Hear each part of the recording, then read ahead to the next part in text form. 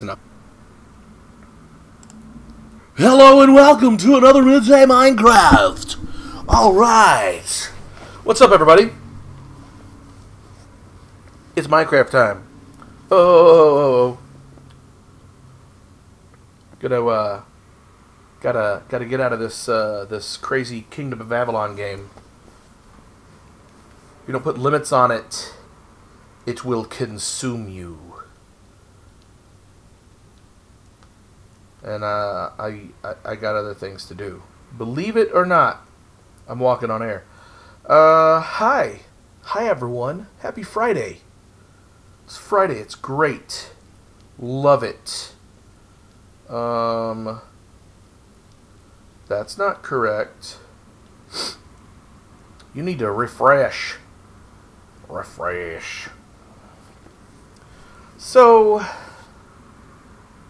when I did my 10-20 minutes of playing before setting up the stream this morning to make sure everything was copacetic, there was a fucking witch in my safe room. This place down here. Yeah, a witch. Can you believe it? I was very miffed. I mean, I promptly dispatched the stupid thing. This place. Oh no. Here. Ooh, volume, bruh. That's not how you spell anything. Alright. Perfect hello. I got into the chats. I remembered, like, pretty much right on time this time. So that's neat. So yeah, I killed the thing, but obviously I have holes in the ceiling that are letting these dastardly creatures in. And I'm not really a fan of that. Just gonna be honest. There's no reason to beat around the bush. I don't like witches, alright? I said it. I know it should be for equal rights and all that good stuff, but no, I don't like them. They're not my cup of tea, as it were. I think this is the last of the yellow concrete, whatever's in my inventory right here. Which means this will last us 10 or 15 minutes. And it'll be time to go get Mo. A little bit Mo, little bit Mo.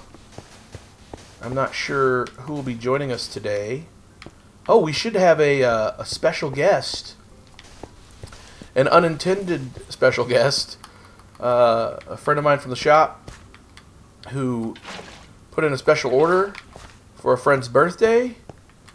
He needs it for this weekend. We put a rush on it. He's picking it up. UPS just delivered at my house a little earlier today than normal, so it's not on stream. And he was waiting for that UPS delivery. So, it's here. He's also going to be here soon. So we might catch a rare Mr. Lin on stream. And then, I think, not that this really matters, but he's going to lunch with his dad, and then he's going to Six Flags. It's opening day of Six Flags up here, y'all. And he's one of the guys that gets those fancy passes. Not just a season pass, but like the diamond plan or whatever the hell it's called. Comes with all the goodies. So that's pretty neato. He's a big fan of the Fast Pass, as you should be, because the amount of time it saves you. Anyway, so yeah, he's gonna stop by. He might. I don't know how he is on camera. He might be shy. No, he's not really. I know how he is, because he comes to the shop every now and then whenever he buys a special magic thing, and opens it on camera. Just because he's a nice guy. You know what we didn't do besides break an ankle today? We didn't open a box. Crapola. We did not open a box. And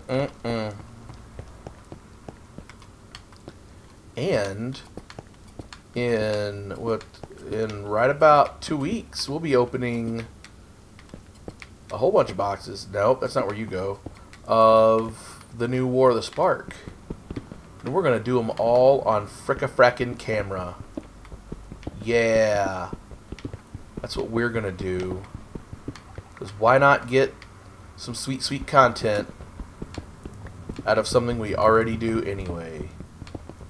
It'll slow it down, though. That's the only drawback. Won't slow it down much. Got it down to a science. A weird science.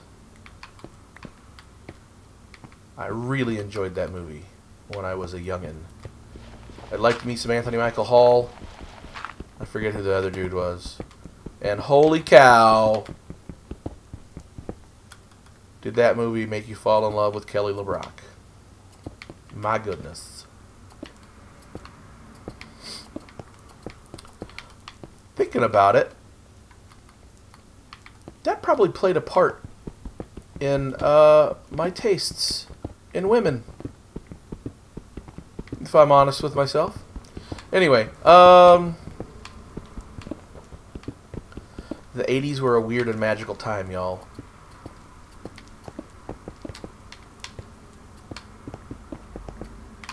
Alright. Bam-a-lam. Shop stuff, you know, regular shop stuff. We play lots of games, we have lots of fun. It's Friday night, so that's big night. Magic. Magic everywhere. Magic as far as the eye can see. All kinds of magic. Big magic, little magic. 1 magic, 2 magic, 3 magic, 4 magic, whatever. I finished 2 deck commissions for people this week. They picked them up and seem rather pleased. I always play them before I give them to the person who asked us to build them the deck. Like I'm pretty competent and confident in my deck building skills, but it's always nice to play it just to make sure. And you usually, you know, if you play it, you might find one little thing that needs to be changed here and there. And I definitely did on this last one. I built a very budget-friendly commander deck for 30 bucks. He gave us a $60 cap. I built it for 30. But the only reason I was able to build it that budget-friendly is because he was providing the commander, and it happened to be Krufix, so you know that was $15. I didn't have to put into the value of the deck. So that would have put it at 45. And then he had the Simic Guild pack, or Guild deck rather, which had a lot of good cards in it. But honestly, it was probably about $15 worth of value. So we would have been right at 60 if I had to pull all of those cards myself. So yeah, it was still like a $60 deck. But he only had to pay 30 because he already had some investment in it. Anyway, worked out great. He got some sleeves for it. I threw in a free deck box that he apparently loved. Even though it was a slightly used deck box. Like we come by like various accessories through various means. People donate them or forget them, and it's been like a year, so sorry they get absorbed by the shop. Or like somebody, like, you know, it's like, these sleeves are fine, but I would rather have new sleeves, and then they re-sleeve their deck, and they're like, here you go. And we're like, thank you very much, we'll find a use for them, because I hate throwing shit away. Anyway, we came about a very nice deck box that way because of my son, and this guy benefited from it, and he was super jazzed about it. And he's a newer player and new to our shop. Only been coming around off and on for a few weeks now. But he and his buddies seemed pretty cool. And then I took that brand new deck that I built for him and monkey stomped him with it. And he was both pleased and sad at the same time. And then I handed him his deck, and then he monkey stomped his friend with it. So, the circle of life. It was beautiful. They grow up so fast. Last night, we celebrated my good buddy Joe's birthday. It's not till this weekend, but still. No, why? Stop it. we went to, you know, a nice-ish steakhouse, so I had to put pants on. I was very displeased. And I did this partly. So lately I have long hair, right, and I keep it up in a ponytail most of the time, until I figure out exactly what I want to do with it. I'm a like fidgety kind of person, so I hate when the hair's in my face, which makes it pretty hard to have long hair, you know. So it's usually up, but lately I've been letting it all hang out. Well, in Joe's email invitation to his party, he's like, we're gonna cut loose. It's gonna be guys' night. We're gonna cut loose and let our hair down. So as a joke, I let my hair down. Now, no one picked up on that specifically. I was expecting, because Joe's friends with like a lot of business people, and they all have like clean cut, you know, thing going on. I was expecting to get some amount of shit from people, especially Joe, because he's a nonstop trash talking machine. They made a joke about it, but I was Jesus for the night, essentially. It wasn't like, I've never seen you with your hair down. And then that was going to set up the joke, right? But it never came up. So I won't say that it was all for nothing, but it was all for nothing. That's okay. All for naught, as they say. Yeah. So then there were like hundreds of Jesus themed jokes, and it was great for the night. Like I turned some water into wine. We had a good time. And then some stories came up about Easter, so then obviously I got to put my spin on it. I'm 2K Jesus, by the way, or Jesus 2K. I dubbed myself, because we were like, well, Jesus wouldn't have done that, you know, 2,000 years ago. And I was like, times have changed. 2K Jesus says that's fine. So that's how the night went. Joe got super... Well, okay. I was going to say super drunk, and that's not necessarily true.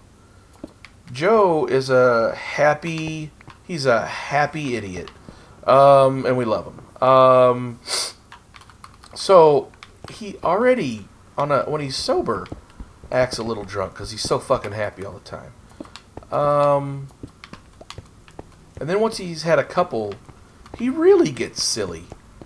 He has a pretty low tolerance, especially because he's been on all these diets and been abstaining from alcohol because of carbs and all that lately. So yeah, he got real silly last night.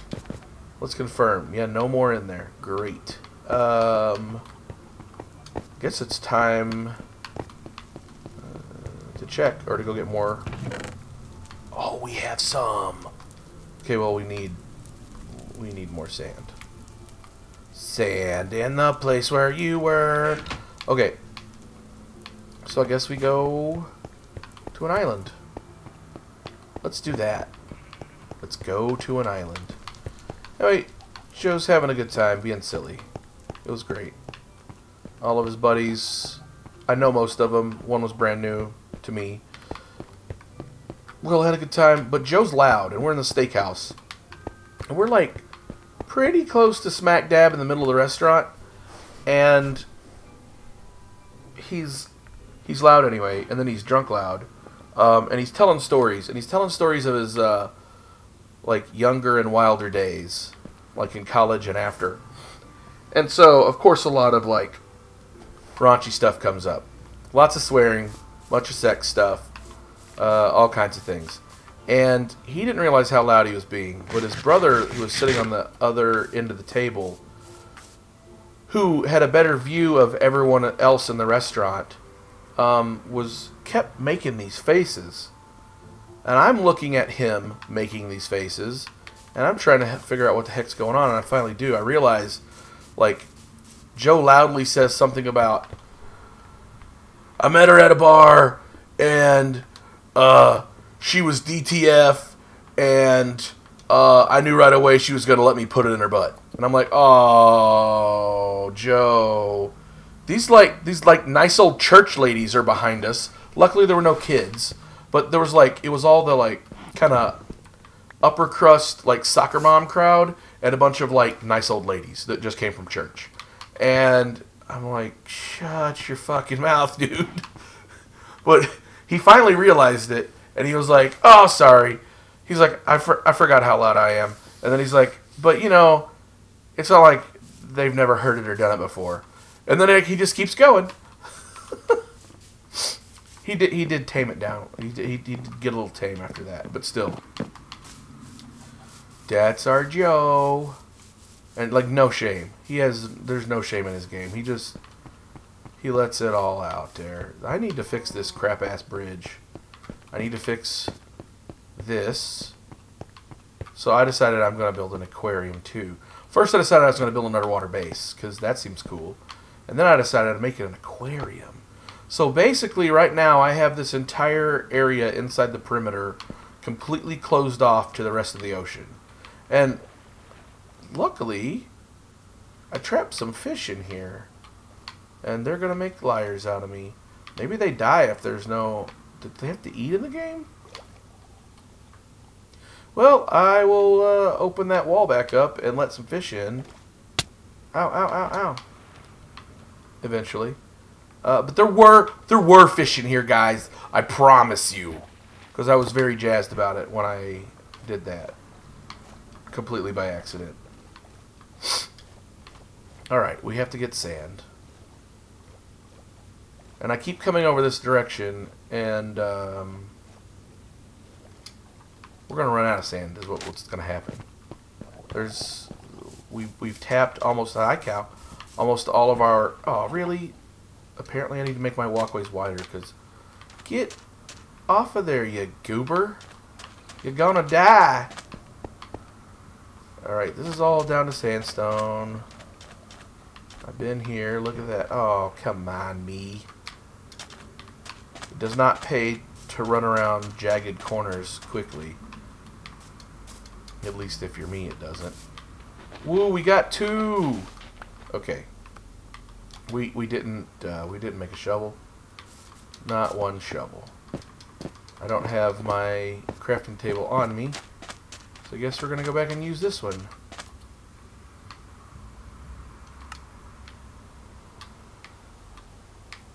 Bow, bow, bow. Alright. So it's Easter this weekend. And it's raining. If you've got kids, you're probably doing the Easter egg hunt thing. We will be also. My oldest son is 22, and he can't get enough of that shit. No, just kidding. He's got a little girl at home. So, I'm sure he'll be playing along. Even my 17-year-old probably will be down because he's pretty good about, like, jumping into family stuff for the sake of fun, or to make someone else have a good experience, because he's like that. He's not your typical moody teenager, which is great. I already had one of those, which I think he knows. He loves his brother, he sure does, but I think he knows, like, I love Cody, but I don't want to be Cody anymore like he did. He wanted to be Cody when he was like 5 or 10, but now he's like, I am my own person, and there's some things that Cody and I don't agree on. And, good on him for figuring that shit out already. They're very different people for sure. But they were each other's, like, best friend forever. Forever. Until Cody went, had his high school phase, where he's kind of a mean older brother. And luckily he outgrew it. But that definitely led to, I think, Austin developing the opinion that he came to, which was, I don't want to be like that, and I'm gonna do my own thing. So that somewhere along in there, it might have been purely coincidental, but might also have been because he was not pleased with how his brother was acting, is when Austin decided, yeah, I'm gonna be my own guy here, and do my own thing. And then when that happened, like his personality like super skyrocketed. Like he always had plenty of personality, but you know, like when you're pretty young, you adopt your family values, or that one person in your friends or family, in your friends group or your family that you look up to a lot. You kind of adopt a lot of what they do or like or say or act or whatever. So he was very much in that camp for quite a long time, until he got old enough to like figure some of his own shit out, and then he's very much his own little man now, which is great, and a very good one at that. I totally missed some sand over there. How much do we have? All right, not even a stack. What did I just do? Don't drop your wood. Well, so we started to make stairs to get up there to get all that stuff, and then I just didn't finish. Okay. I'm sure the boys love me talking about this shit. But, like, I'm not saying anything that's not true. I'm not saying anything that I wouldn't tell them to their face. Anyway, what else? I'm waiting. The KOA update's going to be much later because there's all kinds of stuff going on. Although I think it's mostly settled down. Well, I mean, a lot of it's settled down. Anyway, well, I guess we're just gonna go right into that then. So yeah, so King of Avalon. Stupid phone app game that I play way too much of.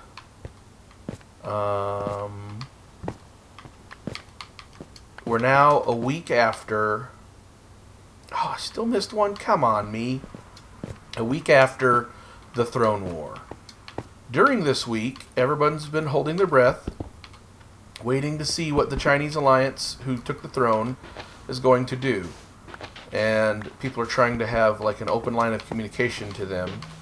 And so far, this is what we've found. They can't make up their mind. Whether that's intentional or not, I don't know. I don't know if they're just doing it to sow discord or because they really can't make up their mind.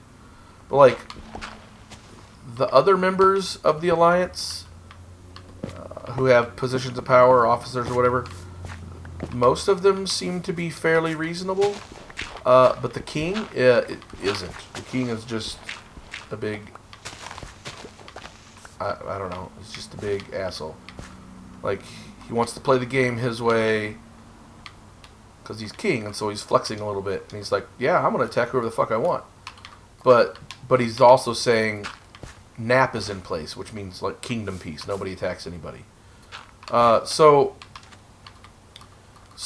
he has all the cards, the upper hand, because he tells no one to attack anyone, or, you know, there'll be trouble. But then he goes and attacks whoever he wants. So we're all playing nice, not attacking people.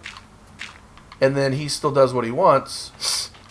But then right before everyone's like, all right, fuck this, we're sick of it, we're getting ready to go launch a counterattack, he's like, guys, it's kingdom peace, what are you doing? And then we're like, you dirty motherfucker. So everybody's just basically tired of his shit. So we're still going to launch a counterattack, or rather a coordinated strike. But we're all trying to get a little bigger. Like, it gets exponentially more difficult to level your castle up. Oh, is this an actual mine? No, it's not. To level your castle up with each successive level. So there's a whole lot of us that are like between 22 and 26, and those are relevant numbers because they're the numbers you get the next tier of troop at. So 22 gets you T8s and 26 gets you T9s. And then you get to 30 and you get T10s, and then there's not any stronger troops in the game.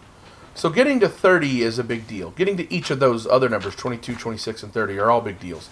T8s can do a lot of damage, but like each tier of troop also, like the next higher level of troop does quite a bit more damage. So it's like I need 3 times as many T8s to do the same amount of damage as just 1 time of T9s.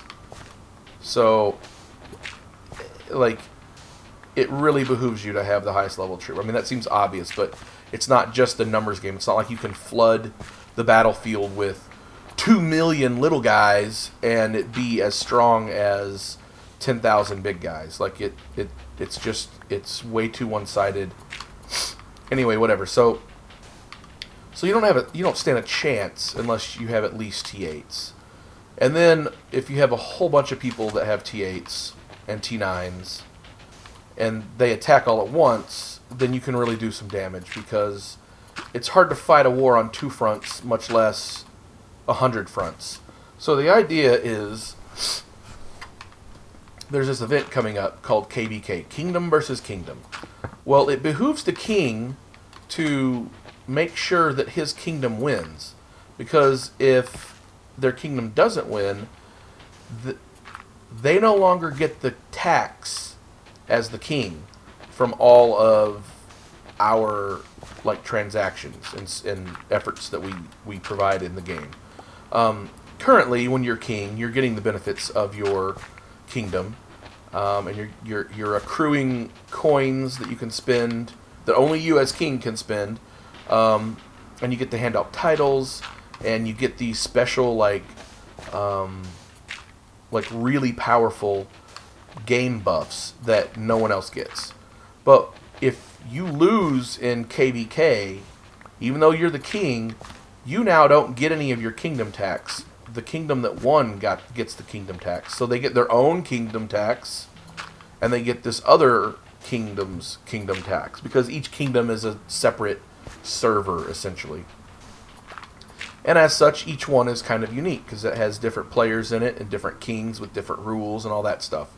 And different power levels, because some of these kingdoms, like Kingdom Number 1, was started over 2 years ago. Our kingdom was started 66 days ago. So there's should be an obvious difference in power level in those 2 kingdoms. I'm pretty sure the game tries to pit you against similarly powered kingdoms. Otherwise it'd be a slaughter. Anyway, so because of that, the king really wants to win his kingdom and keep his tax, obviously. Which means he has to not only do well, but he needs to attract the highest players in his kingdom to help him. Now, for whatever reason, he seems fairly confident that he can do it by himself, which seems pretty fucking short-sighted. But I hope he is wrong, and I hope he loses, because this guy seems like a douchebag. There are definitely kings who are not tyrants. This guy feels very much like he's going to be tyrannical. The other issue is there's such a language barrier that it's causing all kinds of problems that may not otherwise be there if we all understood each other better. And that's because the translator in this game sucks. Like, Google Translate is a really cool tool, but obviously it's not perfect, right? Well, the translator in this game is worse than Google Translate. So people quite often use Google Translate instead. They'll copy paste that phrase and go put it in Google Translate, and then copy paste the response back into Kingdom Chat or Alliance Chat or whatever room they're in that they're talking. But it still leads to problems. Like, sometimes something as basic as a modifier in a sentence that turns a sentence from positive to negative, like he is cool versus he is not cool. Sometimes translator will miss that, and that obviously changes things drastically.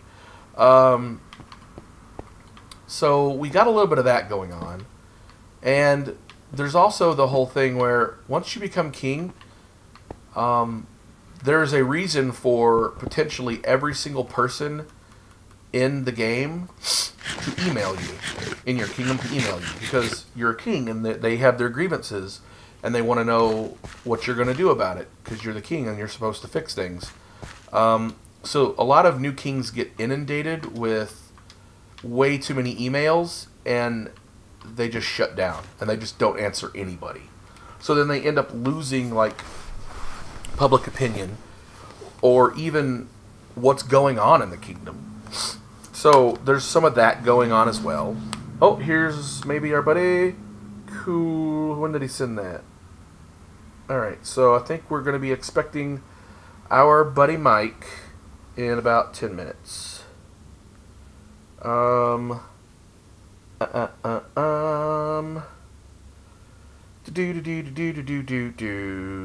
Okay, goodbye and thank you. Alright. Miss Scusi. My goodness. I need some water. Alright, we have what? 3... Is that sandstone we don't care about? Alright, we have 3.5 stacks. That is enough. Oh, you know what? You know what we can do? We need to go back to making a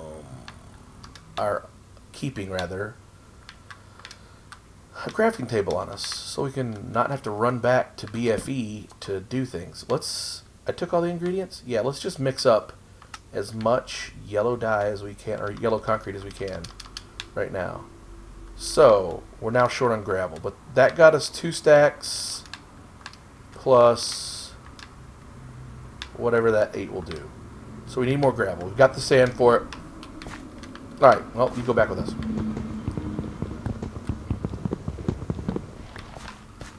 Anyway, so basically people are sick of our king, and they want him to lose. But KVK requires you to fight with your troops, right, against other people. So it means you're going to be low on troops and low on resources when you get done with it, because you'll have spent all your resources healing your troops. Healing troops takes time. You don't want that time to... You don't want to waste that time healing troops, so you quite often will burn speed ups to heal them faster. So then you'll be out of that resource as well. What are you? Oh, that was the butt end of a cow. Got it.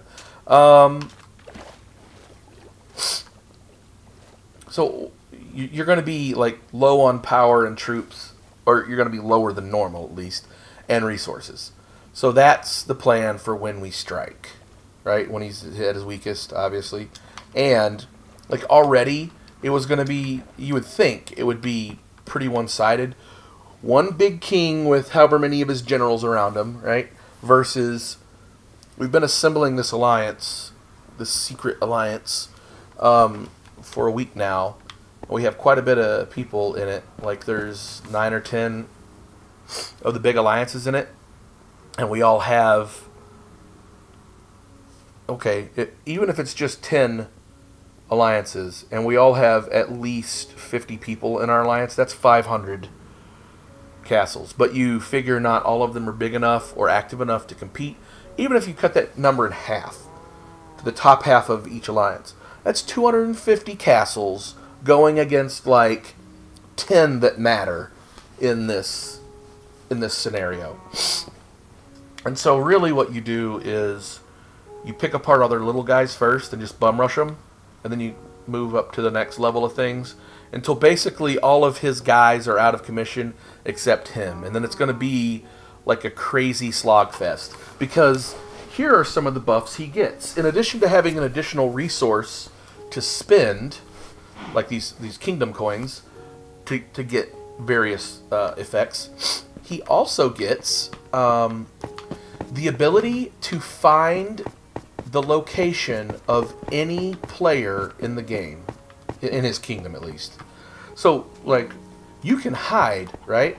And people don't know where you are because they need your coordinates, because the map is pretty vast. But all he has to be able to do is type in your name or click on your name from some menu somewhere, right? And he automatically can see where you are. He can see your coordinates, which means he can then go fuck you up. If he's willing to, he can burn a whole bunch of teleports and just hop around the map, zeroing people till there's not anybody left to oppose him. The other thing he can do is he gets like speed heals and speed buffs on training troops and all that kind of stuff, so that makes it harder. So he can build and heal his troops faster than we can, so that's rough. He can also, if like there's too many of us like surrounding him and he doesn't want to deal with it, he can just click on our kingdom, on our castle, and go random teleport it somewhere else. So it's not near, and these are all things you can't do in the game normally.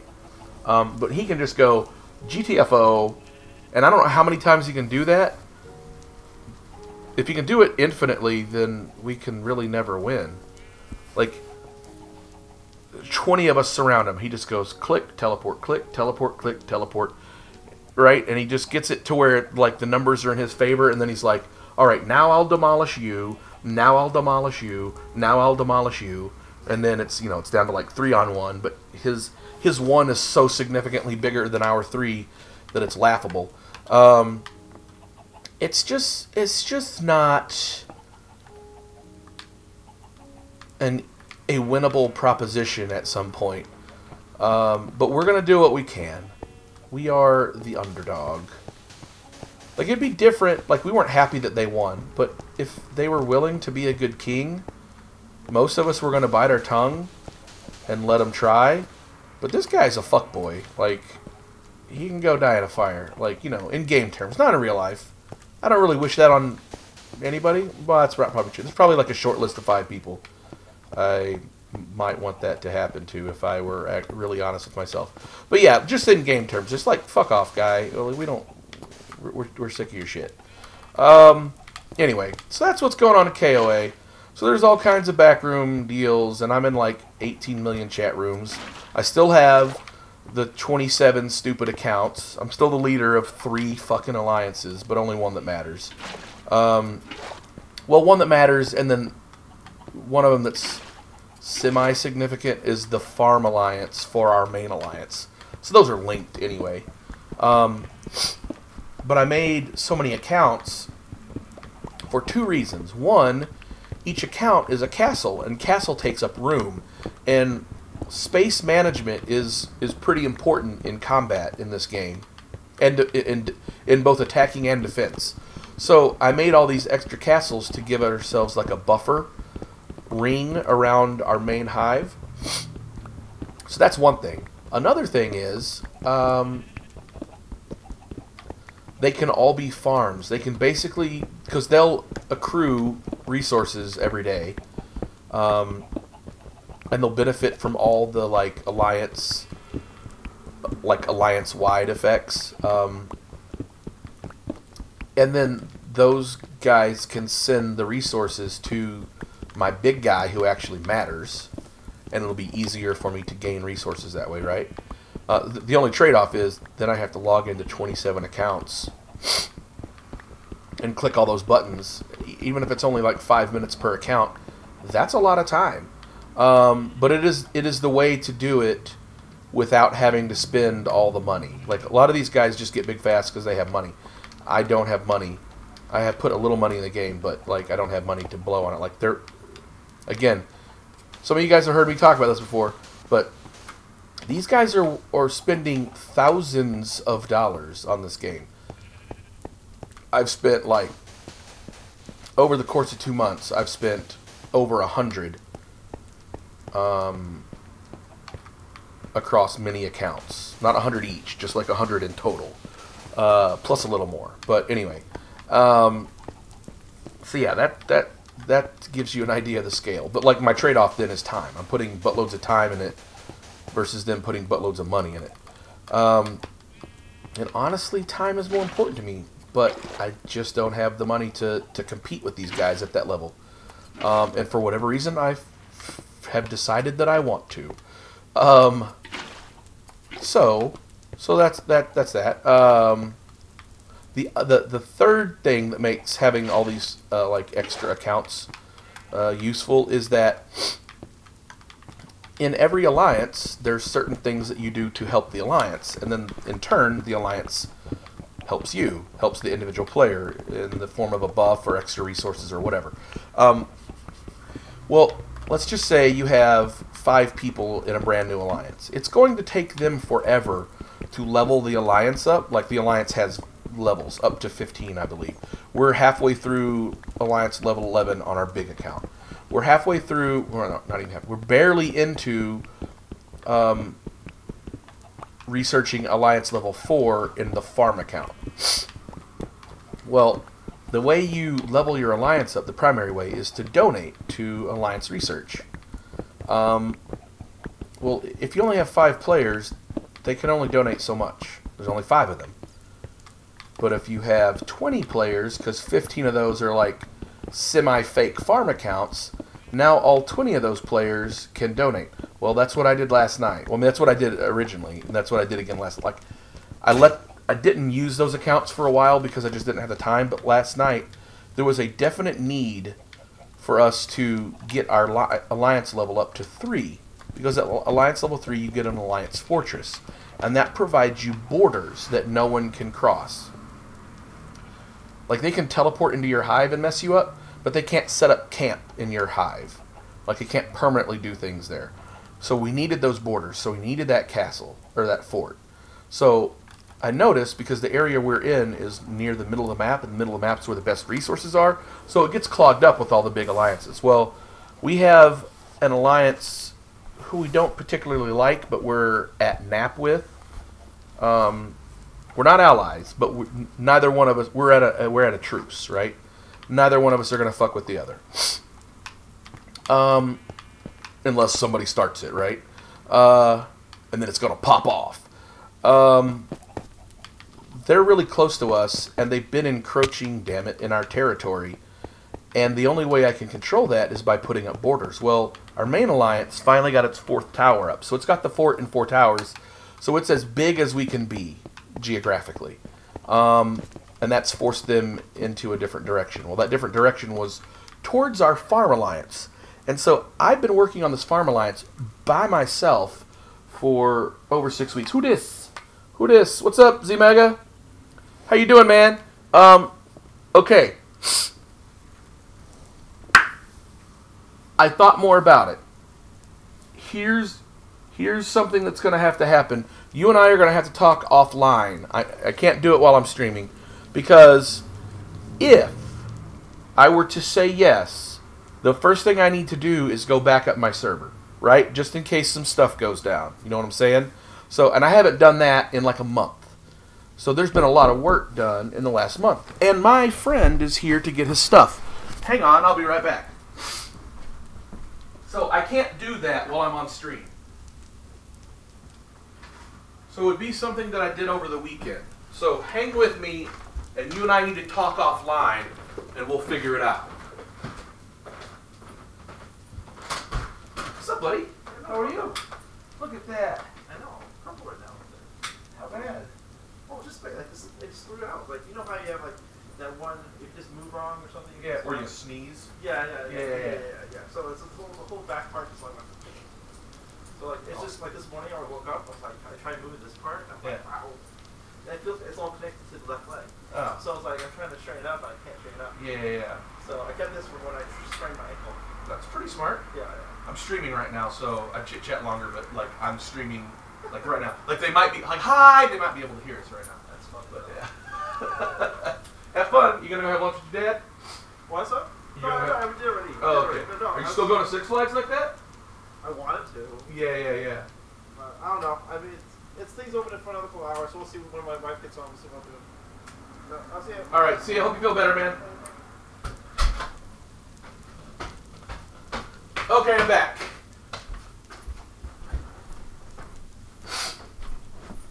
I'm back.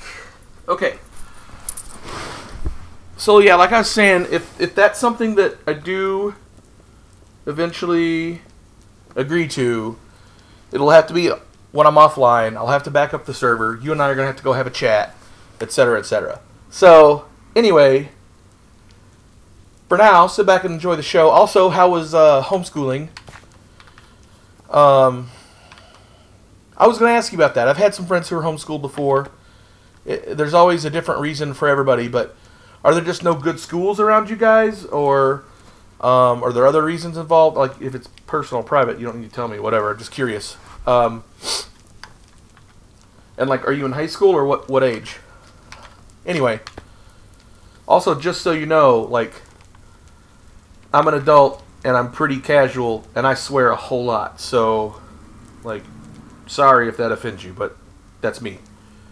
Anyway, we're here to get what, gravel? Yeah, more gravel. And then we're almost out of...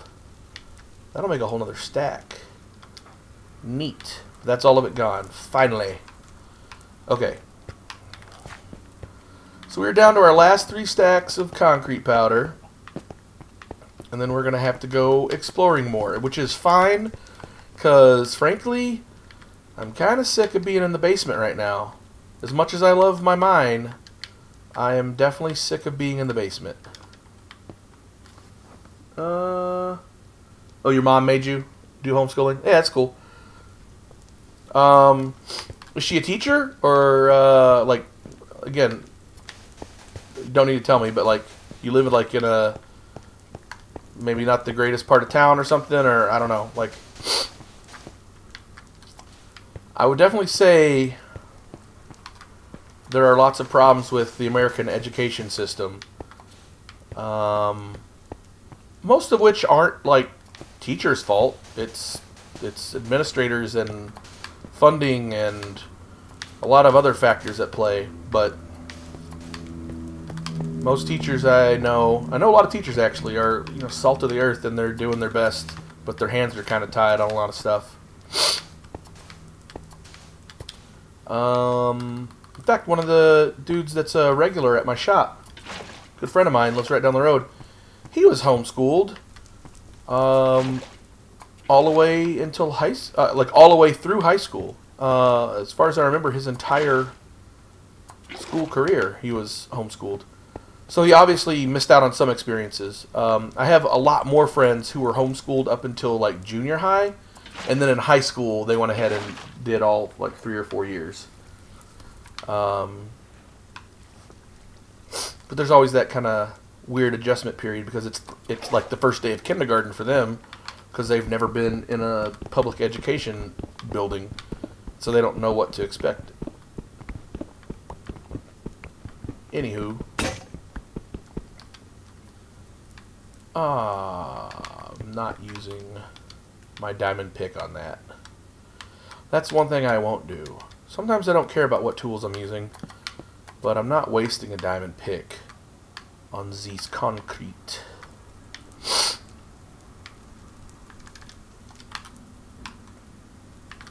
Alright. I was in until high school and then homeschooled. Oh, that's like actually completely backwards of anything I've ever heard before. Interesting. Only because I had like 6 or 7 friends who were homeschooled until either junior high or high school, and then they came in. But whatever. I moved around a lot, so I was in a whole lot of schools, so I saw all kinds of different things.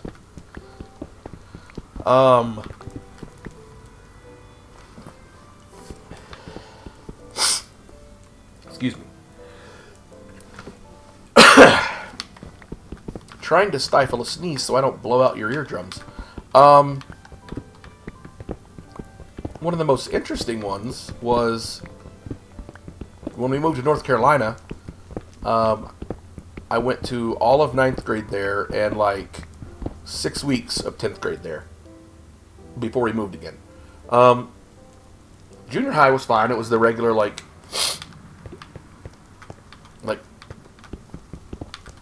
small town / semi-rural area, and it was the main junior high in the area. And then when we got to high school, there were 2 options.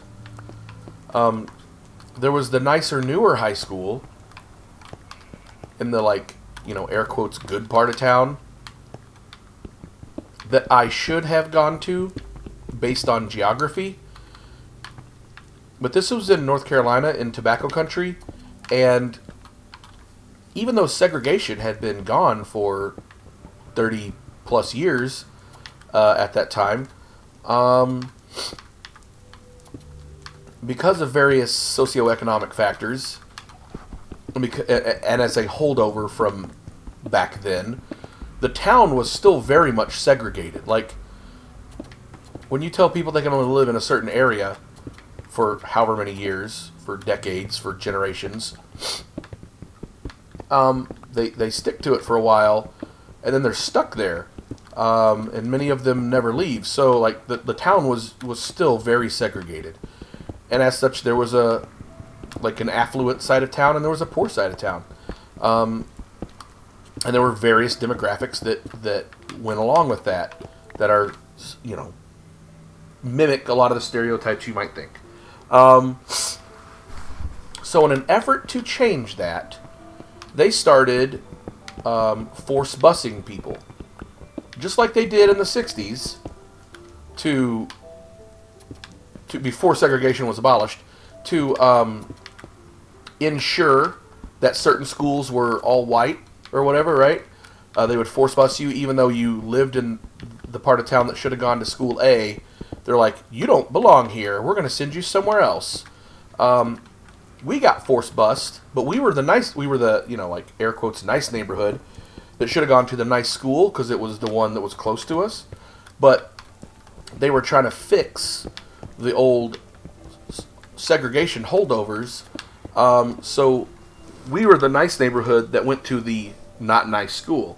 So that school was literally falling apart. Now, they had done a good job in that they had hired a lot of really good forward-thinking teachers. So that part was great. But the infrastructure was crap. The building was falling apart. It was on the poor side of town. I'm a white guy, right? I was the minority. The school was like 1% white, if that.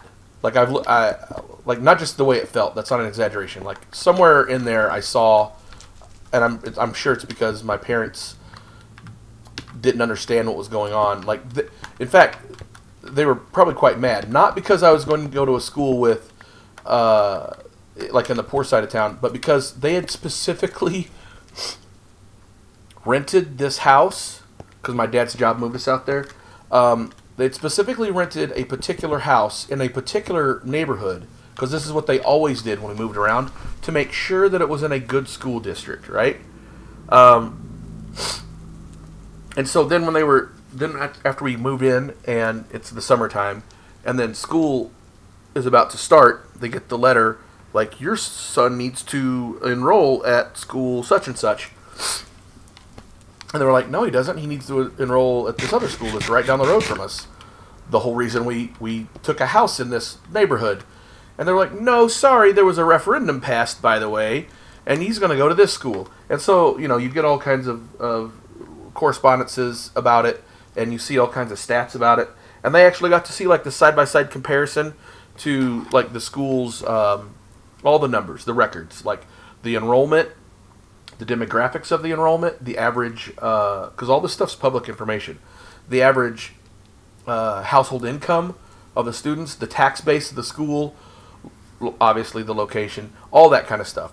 So they were quite upset. I actually had a great experience, but it was only 6 weeks, so it might have been better or worse. Who knows?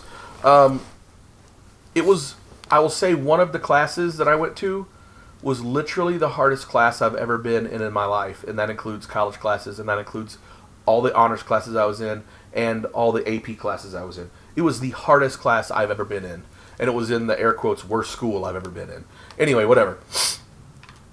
The school was like, it was actually less than 1% white, and it was like a little less than 1% Asian, and then less than like 0.5% other, for lack of a better term, and then it was 98% black. So literally all of my friends were black, which was no problem whatsoever, and I'd always had friends from every race, creed, and color. That was no big deal. But it was definitely an eye-opening experience. My nickname amongst them was White Bread. They had this weird thing in gym class.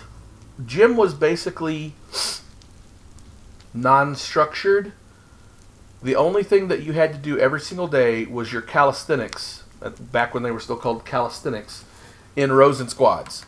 I'm going to go over here and just clear out some of this crap so I can talk without falling in a hole. Kind of pay attention to what I'm doing, or not have to pay attention to what I'm doing. So once you got that done, you were free to do whatever you wanted to for gym. So literally, like, the gym teacher would let you just sit down and talk with your friends, which was cool for some folks. You could just, like, go around the track and walk it, which was also fine. But the thing that, like, 90% of the people did was play basketball. So I got a whole lot better at basketball that year.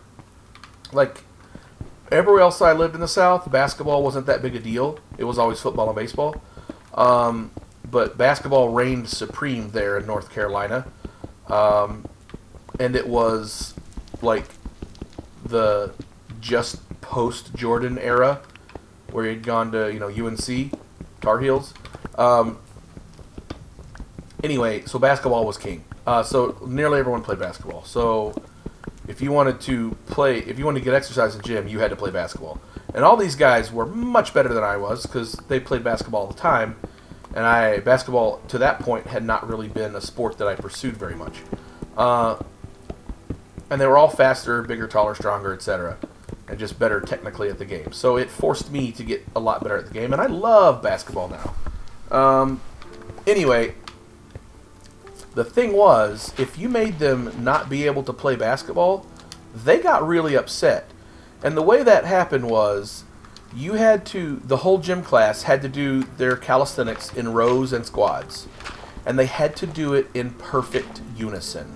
And there were like 6 exercises we had to do, all like 30, 40 reps each, right? And if you did it right with no mess-ups, it would take under 5 minutes. Which meant you had like 45 minutes for basketball. And if you messed it up, we literally had gym classes where, excuse me, where it took the entire period to get the calisthenics done because somebody was new. I think like there were times where somebody had like sprained an ankle and they couldn't do a jumping jack properly, which then meant we had to do it over and over and over again. Like, and I'm like, why didn't you just like get a doctor's note and sit out? But anyway, maybe you were just having a clumsy day. I don't know. Maybe you were brand new. Whatever the reason was, if one person messed it up for everybody. So in the locker room, those guys would be mad that you took away from their basketball time, and they would take it out on you, like beat you up, like not beat you up where you're black and blue and you can't walk and you got to go to the hospital. Like, it was basically, you messed up, everybody gets to take a lick on you, right? Like, so everyone, like, comes and punches you in the back, shoulder, stomach, whatever. And now this stuff obviously shouldn't have happened, but this stuff was much more common back in the day, especially when I was going to school. Now most of this stuff would never happen. If it did, there would be, like, a huge news story on it, and everyone would get sued and all that kind of stuff. And I'm not saying that's wrong, because that shit shouldn't have happened. But like it was just more commonplace, and like you just knew like there were going to be times you were going to get in a fight, and you took your lumps and you moved on. But I don't know what and when and where and how and why it changed, but things definitely changed. Like,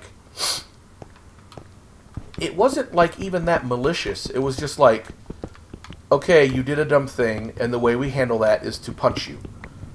And we punch you once or twice, and then everything's fucking cool, and now we're gonna go have a soda. Like, that's the way it was. Like, friends, and no, not most women, but boys settled things this way. Like, they like the Rough House. called my friend a name, or you did better on a test than I did, or you lied about something, or whatever. Just whatever kind of not great but not huge thing you did, we're going to punch you. We're going to wrestle about it, or we're going to punch you. One or the other, and then everything's cool after that. That's just the way it was. But, like, now, I mean, obviously you can't do that, and you really shouldn't have done it in the first place, but still.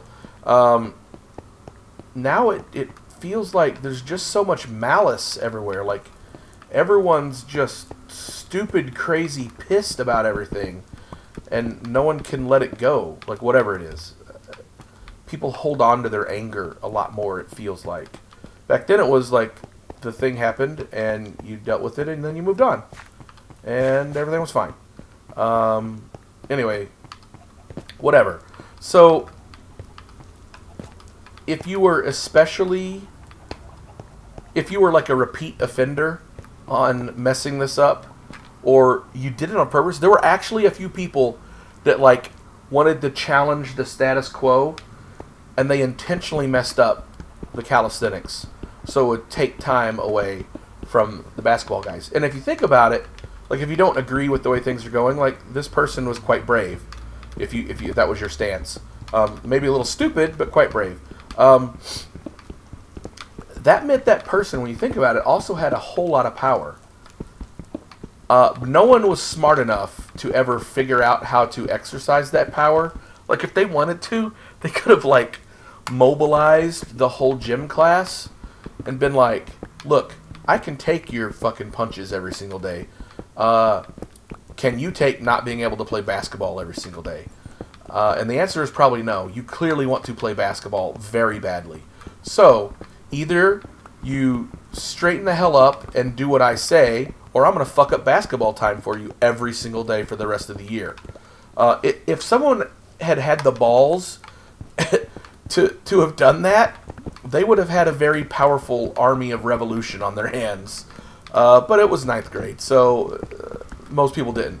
The people who did stand up were the ones that were just, like, stubborn and like, oh yeah? Well, you guys suck and I hate you, so guess what? I'm going to screw up basketball for you. And they would do it once, and then they would get beaten up in the locker room, and then it would be over. Like, they'd be like, well, I'm not fucking doing that again. But it would have taken the right kind of individual with the right mindset to have pulled off the other thing that I suggested.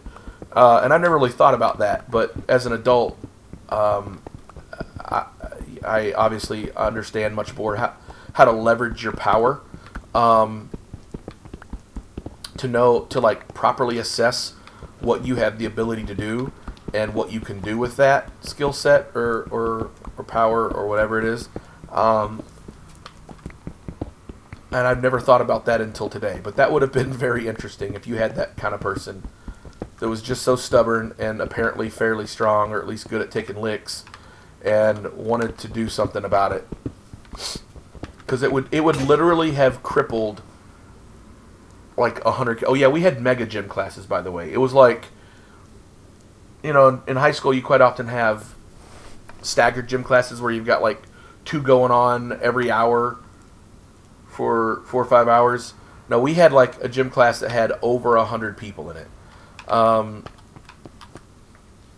So yeah, you would have made the 90 people who wanted to play basketball, who were athletic, by the way, and fairly strong, you would have had them all at your disposal if you had decided to try that kind of power play. And that's kind of funny. Anyway, some days the beatings were worse than others. I only ever got my licks like 2 or 3 times before I figured out what was going on and figured out how to not do that again. And then I was one of their homies. Like, we played ball together, we talked about music together. I pretty much never participated in the beatings. One day they kind of forced me to, so I went up and like gave like, maybe it was on more than one occasion, but it was pretty seldom. I would go up and give like a little weak, limp-wristed punch, because I didn't necessarily agree with the system, although it was clearly a system that was in place and everyone adhered to.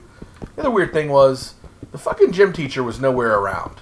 Like, he would blow the whistle, everyone would go to the locker room to change, and then he would, I don't know, fuck off to Fucktown, and it makes me wonder, like as a kid I didn't think much about it, but as an adult I'm like, where the fuck were the people in charge? Because this shit shouldn't have happened. Again, I didn't get hurt from it very much, and certainly not very often, but it still is not right. But it's the way it was. But there were some times where someone was having an especially bad day, or someone had fucked up things for the rest of the players, and they were being, I don't know, super obstinate about it, and it was obvious that like they had done it on purpose, and they got an extra special beating that day. That's usually when like the bars of soap in a sock came out, that kind of beating. And those were bad ones, obviously. But yeah, by and large, it was just play a shitload of basketball during gym class, and don't mess up the calisthenics. So that was that 6 or 8 weeks of time in high school in North Carolina, in 10th grade at least. And then we moved to the Chicago suburbs for my dad's job. And that school was drastically different. It was, like, all very upper crust. It was in a very affluent area. We happened to live in an apartment complex that was just inside the school district limits of this place. Again, which my parents very clearly, intentionally set up. Like, they're like, what's the cheapest place we can afford that's still in that really good school district? And so, to that end, my parents looked out for me a lot to try to help me get the best education possible. Well, that's unfortunate. My batteries are dead. Let me fix that. I think I have another set right here. But in a lot of other ways, I was not particularly happy about my childhood and some various things that went on. But I will give them credit for that.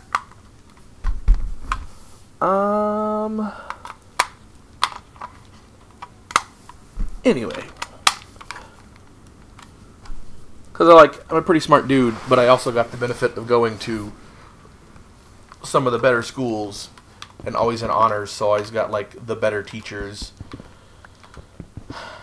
So I got to develop more than other people who did not have that opportunity. So I was definitely fortunate in that respect. All that started because of the homeschool conversation. I wonder if you're still even listening, Z-Mega. Or if I bored you to death and you took off. Anyway, what time is it? Oh crap, it's past 1. We gotta go soon. We got shop stuff to do. Friday F&M and all that good stuff. But yeah, like, I look back on the year and a half I was in North Carolina, and it was a very interesting experience. It was also very, like, pardon the expression, black and white. Like, the neighborhood I lived in, pretty much all white, upper middle class. Then go to school, very different experience.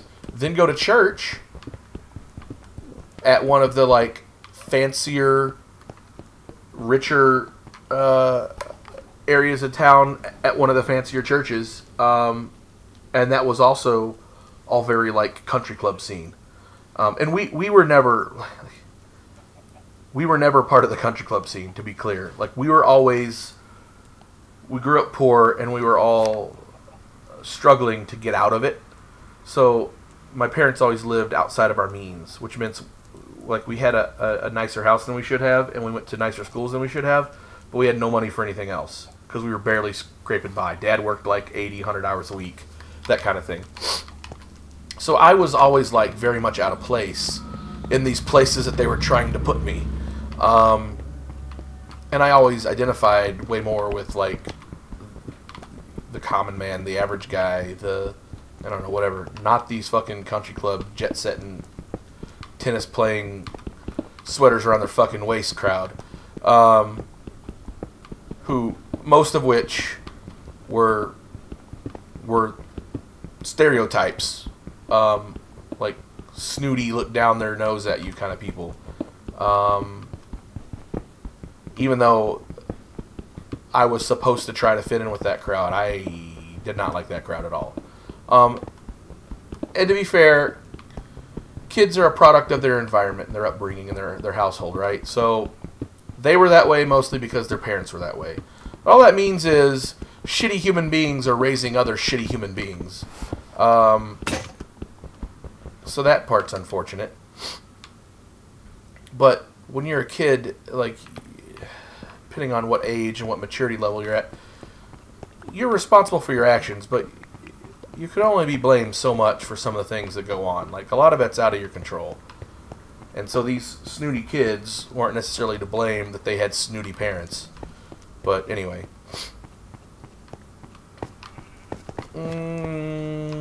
Okay, so we are completely... Oh, no, we're... Oh. Silly me. I didn't place any of that stuff. I got talking about crap. Okay, let's vomit some cobble off the edge here. Let's eat some food, because if I fall, I'm dead. I don't feel like having that conversation. Alright. Dump off some of this stuff in the chest where it belongs. That's a lot of cobble, y'all. Okay. Back over here. Your gravel, go away. Your sandstone, we don't want you in this chest. Sand. More sand. Coal, you can go in here. Do we have anything to burn? We hit some iron, but we must have dropped it. You can go in there, you can go in there. That's good for now. 3 more picks. And then we'll try to go... I wanted to burn up all of what I had. Concrete-wise. Because I took the time to water it from powder and whatnot. Okay. And I've forgotten where my stairs are. I'll be very glad when I don't have to use this stair system anymore, because it's very wonky and it's gotten worse as I've removed bits of it. Go figure.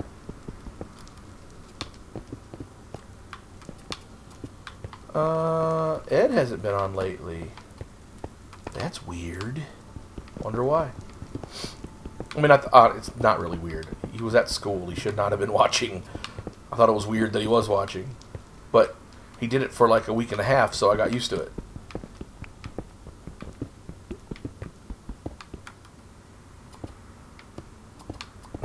Bop, bop, bop.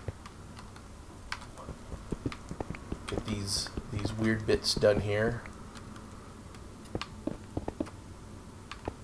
Which would be quite nice.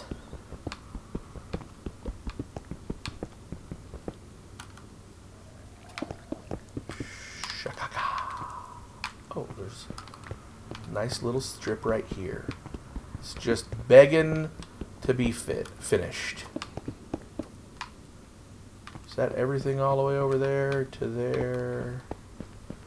No, there's a little bit right here.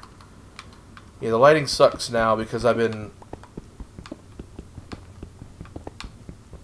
removing things. So the lighting was temporary before anyway, just so we could see to work. But now it makes it a little hard to see to do stuff, and I'm probably getting mob spawning now because there's definitely some dark areas. And I've got those holes in the ceiling, etc., etc.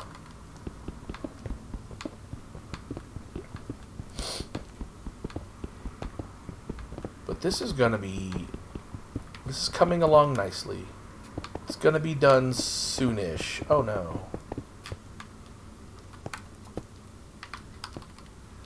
Alright.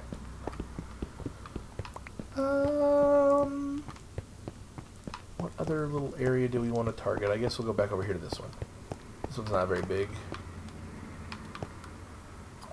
And were you... Did you have stone underneath you? I think you did. Haha. I remember. Alright.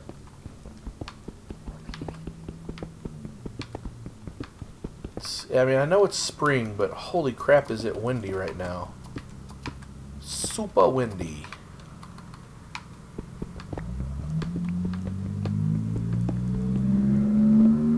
No? You didn't want to go? Okay, thanks. Alright. Huh. Why? So that's like the third time, you don't know this, but third time North Carolina has come up for me today.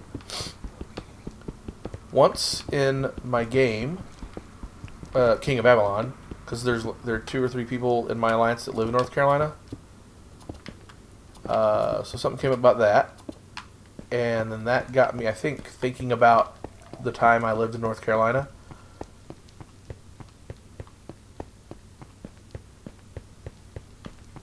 Oh, we wanna fill in that gap, which made me think of a different story, which was all related to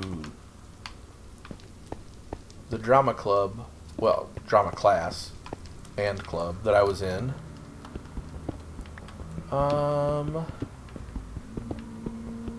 Which made me think of a talent show that we performed and some other stuff, and then of course the stuff today while on stream.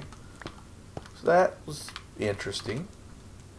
I think I've talked about it already, but one of my buddies who has a podcast interviewed us on Monday. The podcast went up on iTunes and Android stuff through, I think, Podcast Bean on Wednesday. Wow, super. Anyway, that was an enjoyable experience. I've thought about producing a podcast for a while. I mean, I intend to. It's just a lot of other stuff going on.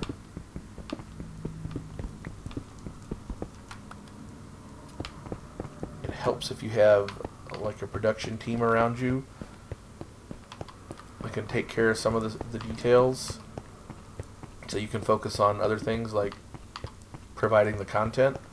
Okay, so that's a whole lot of ceiling done. Not bad. Not bad.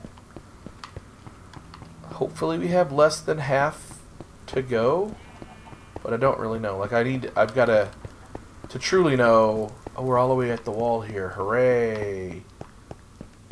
We got to eat out all of this stuff in the middle, and chip it away, so we know how much we have left. Like underneath here, it's already been done because it was done from below, so that part's cool. It's less time for us, but still has to get done. So, like I said, I got to get going. I'm actually going to do a stream right after this one for that King of Avalon game, because I've got some cool stuff to open up, and it's a kind of a big deal, so I like to do that on stream. And then I got to get to the shop, because it's Friday.